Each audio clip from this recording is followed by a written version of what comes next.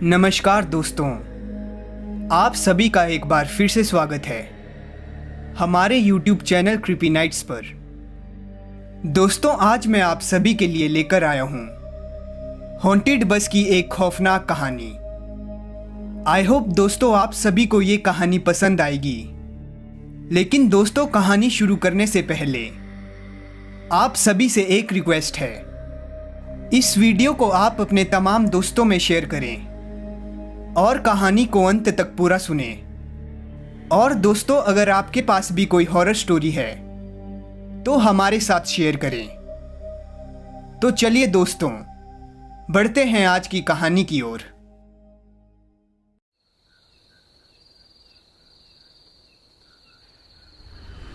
अपने folder colours को तेजी से समेटते हुए आशीष बोला, सामान पैक करो रिया, ऑलरेडी बहुत देर हो चुकी है। तुम शायद भूल गई, कार सर्विस को दे रखी है। जल्दी चलो, फिर कोई वाहन नहीं मिलेगा। तेजी से आगे बढ़ते आशीष का पीछा करती हुई बोली, अरे बाबा, बस हो गया।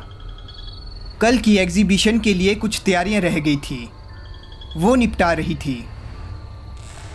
कुछ कल के होने वाले इवेंट का तनाव और कुछ दिन भर की थकान से आशीष गुस्से में आ गया था और चुप था। फिर रिया बोलती है, ऐसा करना आशीष, तुम अभी अपनी एक सेल्फी निकाल लो, कल एग्जीबिशन के गेट पर लगा देंगे। तुम्हारा फूला हुआ मुंह देखकर आने वाले दर्शक समझेंगे इस एंटीक पीस की तरह अंदर के 8 पीसेस भी एंटीक ही होंगे। रिया ने यह बात इतने गंभीर मुंह बनाकर कही कि आशीष की एकदम से हंसी छूट पड़ी।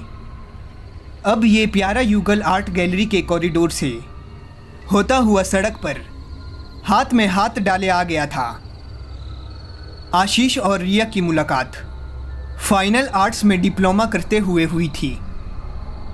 बेहद प्रतिभाशाली, दोनों एक दूसरे के गुणों से जल्दी ही अवगत हो गए और अपनी पढ़ाई के पूरा होते होते दोनों ने साथ जीवन बिताने का फैसला कर लिया था।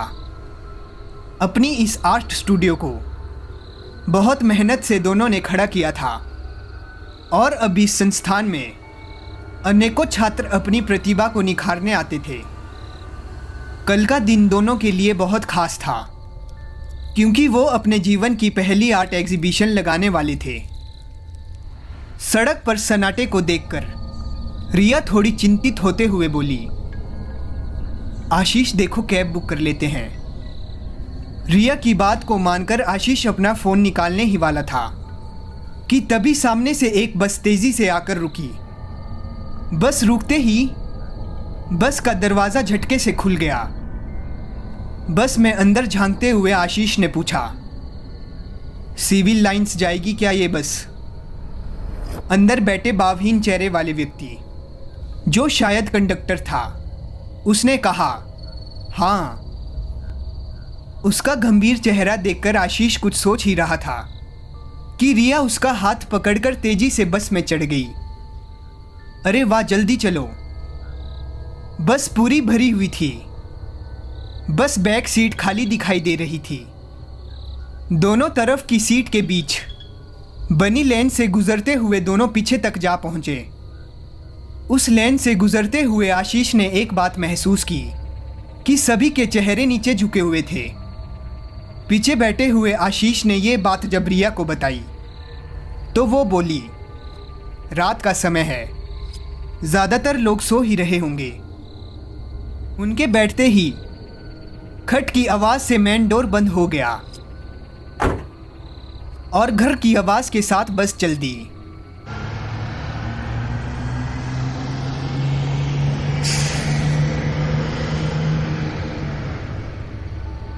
रात गहरी होते जा रही थी।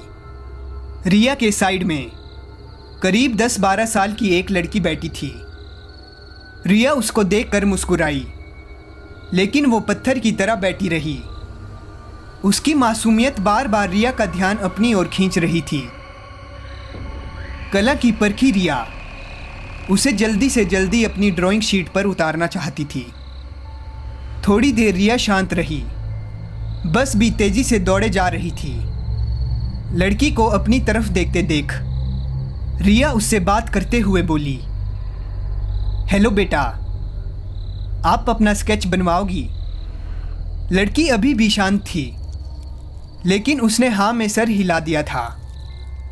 धीरे धीरे बस में अजीब सी आवाज़ें आने लगी, जैसे कि शायद कोई रो रहा है।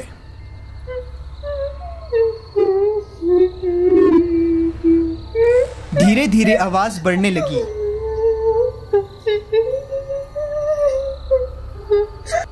घबराकर आशीष ने अपने से थोड़े आगे वाले यात्री से पूछा, जो सिर झुकाए बैठा था, क्या हुआ? ये कैसी आवाज़ें आ रही है? जैसे ही उस व्यक्ति ने सिर उठाया, उसका आधा चेहरा जला हुआ था। ये देखकर रिया की चीख निकल गई। वो व्यक्ति बोला, शायद आगे किसी को चोट लगी है, इसलिए रो रहा है। धीरे धीरे बस में रुदन बढ़ता जा रहा था। रिया ने देखा, उसके साइड में बैठी लड़की का चेहरा पूर्व पत्थर समान ही था, लेकिन उसकी आंखों से लाल आंसू बह रहे थे। आशीष और रिया अब पूरी तरह से घबरा चुके थे। आशीष ने खड़े होकर जोर से चिल्लाना शुरू कर दिया, बस यहीं रोक दो, हमें यहीं उतरना है। लेकिन बस थी कि रुकने का नाम नहीं ले रही थी। बस में लाइटें भी तेजी से जलने बुझने लगी। आशीष रिया को लेकर पीछे वाले एग्जिट गेट तक आ चुका था। अगले स्टॉप पर बस के थोड़ा हल्का होते ही वो रिया को लेकर कूद गया। थोड़ी गति में होने के कारण रिया और आशीष को हल्की चोटें आई थी। बस तेजी से आगे निकल चुकी थी। आशीष ने उठकर रिया को सहारा देकर उठाया। अब दोनों बस जल्दी से घर पहुंचना चाहते थे। वहां से दोनों ने कैब बुक कर ली। घर पहुंचने तक रिया बहुत घबरा गई थी। आशीष ने रिया को कॉफ़ी और पेन किलर देकर सुला दिया। गिरने से उसे खुद भी बहुत जगह चोट आ गई थी। वो भी पेन किलर खाकर सोने की कोशिश कर रहा था, लेकिन बार बार उसे वो बस की घटना याद आ रही थी। सुबह नाश्ते की टेबल पर दोनों बहुत शांत थे। रात की घटना से अपना ध्यान हटाकर आज के अपने इवेंट में ध्यान लगाना चाहते थे। बस आशीष ये बोला, वो कोई साधारण बस नहीं थी, वो ज़रूर हॉन्टेड बस थी। रिया हंस पड़ी। अरे तुम कब से ऐसी बातों को मानने लगे? लेकिन आशीष अब उसकी किसी बात का उत्तर नहीं देना चाहता था। आर्ट गैलरी जगमगा रही थी। आशा की विपरीत भीड़ को देखकर दोनों बहुत खुश थे। आशीष दौड़ दौड़कर सब व्यवस्था देख रहा था। रिया आए मेहमानों के एक समूह को किसी आर्ट फीस की विशेषताएं बताने में मगन थी। तभी उसने देखा, वो बस वाली लड़की उसकी तरफ आ रही थी। उसको देखकर रिया तेजी से उसके पास गई। तुम यहाँ कैसे? ये पूछने पर वो लड़की बोली, आपने ही तो कहा था कि तुम्हारा स्केच बनाना है, तो मैं बाबा के साथ आई हूँ। रिया ने एंट्रांस की तरफ झांकते हुए पूछा, अरे बुलाओ बाबा को, कहाँ है वो? वो मुझे छोड़ गए हैं। आप तब तक मेरा स्केच बनाइए, अभी आते होंगे। फिर रिया बोली, अच्छा आओ बैठो। ये कहकर उसने अपनी एक स्टूडेंट से लड़की के लिए चॉकलेट लाने को कहा। उसने आशीष को भी मैसेज कर दिया कि वो वहाँ आ जाए। वो जल्दी से जल्दी आशीष को दिखाना चाहती थी कि देखो ये लड़की आई है। आशीष मन में उस बस के लिए गलत बात पाले बैठा था। रिया उस लड़की को बिठाकर स्केच बनाने लगती है। चॉकलेट लाने वाले स्टूडेंट ने जब रिया से पूछा, मैडम ये चॉकलेट किसको देना है? तो रिया बोली, अरे इस लड़की को। फिर रिया उस लड़की की तरफ मुंह करके बोली, अरे बेटा मैं तो आपका नाम पूछना ही भूल गई। तब तक आशीष भी आ चुका था। वो बोला, किससे मिलवाना है? वो परेशान था। उसके हाथ में अखबार था। फिर वो चॉकलेट लाने वाला स्टूडेंट बोलता है, मैडम आप किससे बात कर रही हैं? यहाँ तो कोई भी नहीं है। रिया को चॉकलेट देता हुआ वो स्टूडेंट आगे चला गया। अब रिया के माथे पर पसीना आ गया था। देखो रिया, हम जिस बस में बैठे थे उसका कल सुबह ही एक्सीडेंट हो गया था और सारे यात्री मारे गए थे। आशीष की आवाज़ उसके कानों में दूर से आती महसूस हो रही थी। सामने बैठी लड़की मुस्कुरा रही थी। कोई मुझे नहीं देख पाएगा, सब भूत समझते हैं ना मुझे। आपने मेरा स्केच बनाने को कहा था, मैं सिर्फ आपको दिखूंगी, आप मेरे बहुत सारे स्केच बनाना।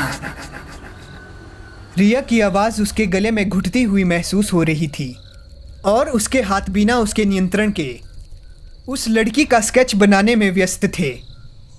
ये सब देखकर रिया बहुत डर गई थी। फिर रिया बेहोश हो जाती है। तो दोस्तों, ये थी हमारी आज की कहानी। दोस्तों, आपको ये हॉरर स्टोरी कैसी लगी ये हमें कमेंट करके ज़रूर बताएं। अगर आप और भी ऐसी डरावनी कहानियाँ सुनना चाहते हैं तो हमारे चैनल को सब्सक्राइब करें और बेल आइकन को ऑल पर सेलेक्ट कर लें। और दोस्तों, अगर आपके पास भी कोई हॉरर स्टोरी है और आप चाहते हैं कि मैं आपकी स्टोरी को अपनी आवाज़ दूं, तो आप हमें अपनी कहानी इंस्टा या ईमेल्स के द्वारा भेज सकते हैं। लिंक आपको डिस्क्रिप्शन में मिल जाएगा।